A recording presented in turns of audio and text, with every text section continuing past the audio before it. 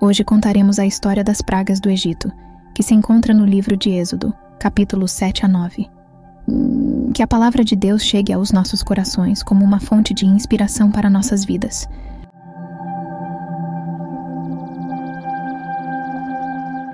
Ao raiar da aurora, quando os primeiros raios de sol acariciavam as águas serenas do rio Nilo, o Senhor instruiu Moisés e Arão a comparecerem diante do faraó, que caminhava pelas margens do rio sagrado.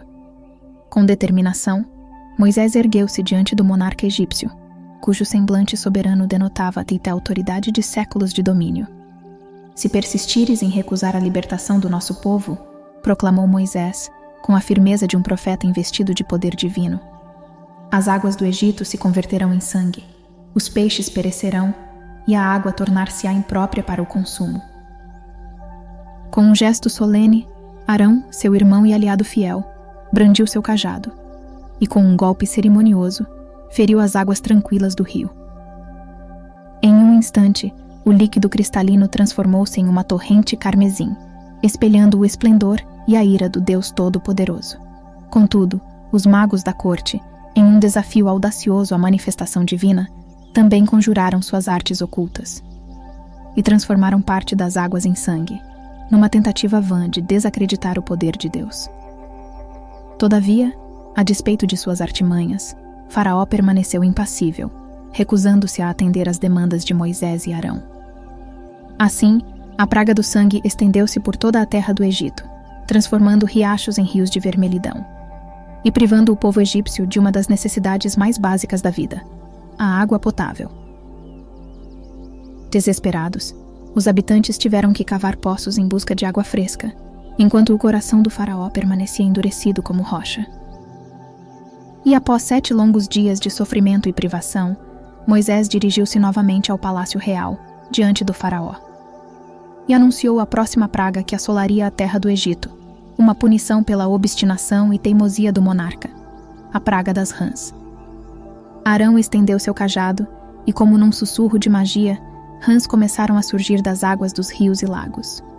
Os magos, não querendo ficar para trás em demonstrações de poder, também conjuraram algumas rãs. Em breve, o crocitar dos anfíbios ecoava por toda parte. Tomaram cada rua das cidades, adentraram nas casas das pessoas, invadiram suas provisões e até mesmo suas camas.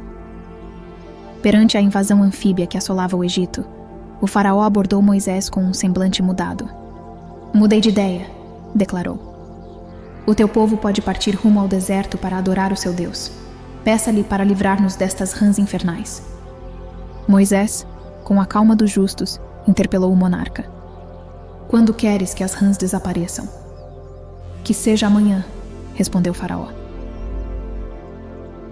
Na manhã seguinte, os campos estavam cobertos de rãs mortas, empilhadas em montes macabros.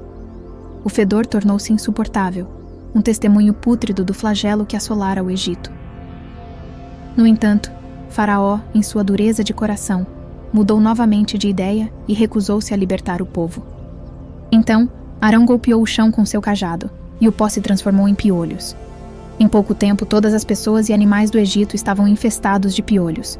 Os magos do faraó não conseguiram replicar esse feito, e perplexos proclamaram diante de Faraó: "Isto é obra de Deus." Mesmo assim, Faraó não cedeu e continuou a negar a liberdade ao povo. Logo em seguida, Deus enviou enxames de moscas para cobrir a terra. No entanto, não havia moscas na parte do Egito onde viviam os hebreus. Desta vez, Faraó concordou em deixar o povo partir. Moisés disse que as moscas desapareceriam no dia seguinte, mas advertiu: "Tenha cuidado, não mude de ideia novamente." No entanto, isso é exatamente o que ele fez.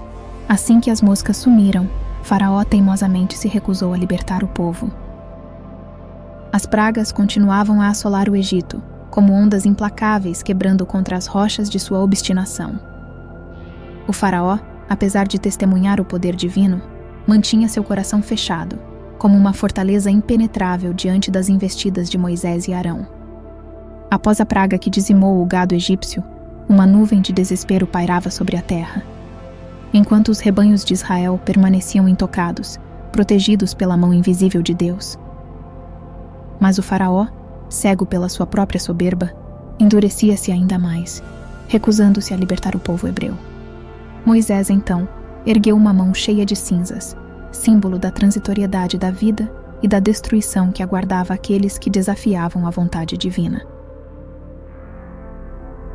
Com um gesto solene, lançou as cinzas ao vento, e imediatamente uma fina poeira se espalhou pelo ar, como um véu invisível que cobria todo o Egito. Logo, manchas vermelhas e dolorosas começaram a surgir nas peles dos egípcios, como uma marca indelével do castigo divino. As feridas ardiam como brasas, consumindo a carne e a alma daqueles que haviam desafiado o Senhor dos Exércitos.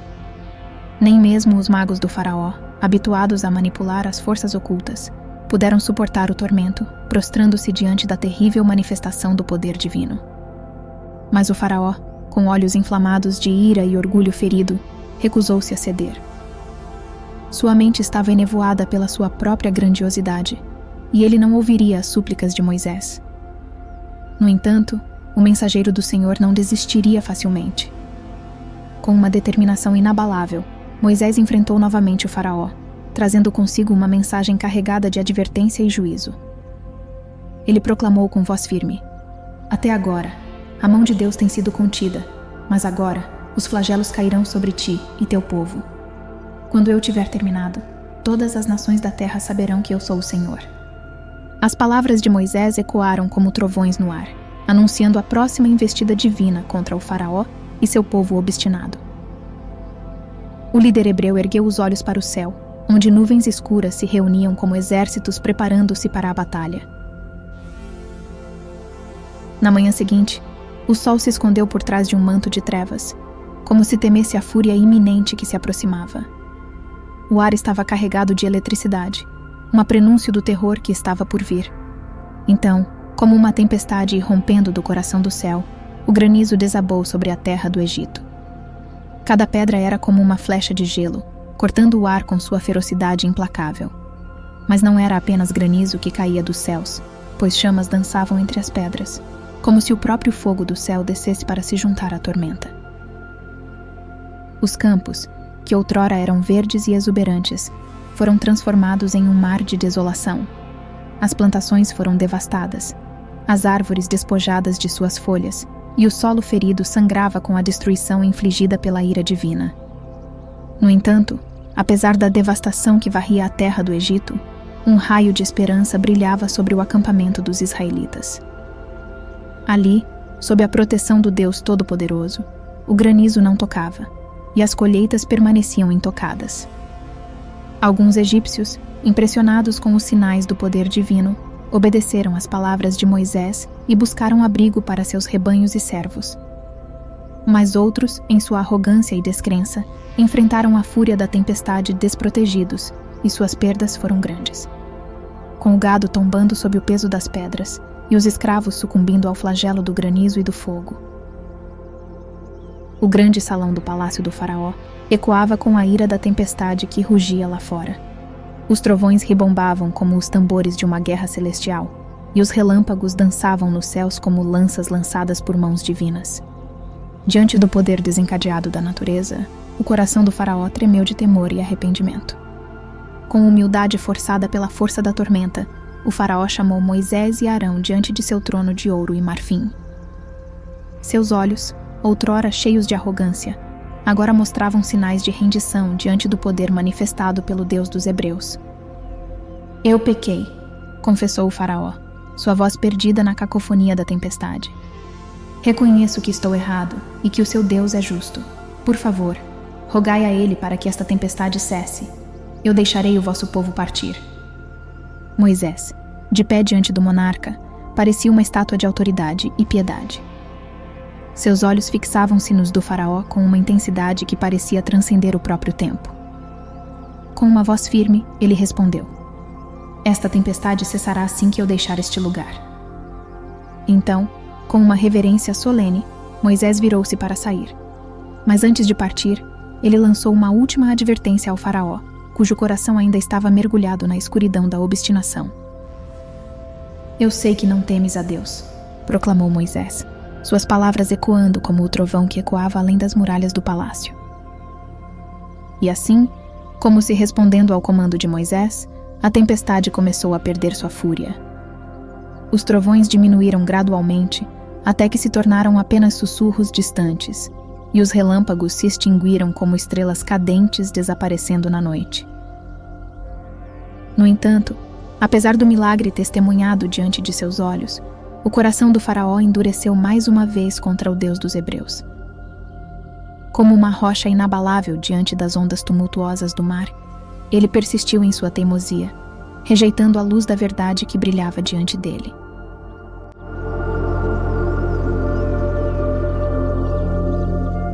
Esta é a sexta parte de uma série de 13, onde contaremos a história bíblica de Moisés e o Êxodo. Continue conosco para não perder os próximos capítulos dessa história tão importante para todos nós. Se você ainda não é inscrito em nosso canal, clique no botão de inscrição e faça parte da nossa comunidade. Não se esqueça também de comentar, deixar o like e clicar no sininho de notificações. A sua presença e participação aqui é muito importante para nós. E se você perdeu os episódios anteriores, temos uma playlist completa com todos os vídeos na ordem cronológica. Hoje quero deixar um versículo que se encontra no livro de Êxodo, capítulo 7, versículo 5. E os egípcios saberão que eu sou o Senhor, quando eu estender a minha mão contra o Egito e tirar de lá os israelitas. Que a presença de Deus seja uma constante em sua vida, trazendo bênçãos, alegria e amor. Deus os abençoe.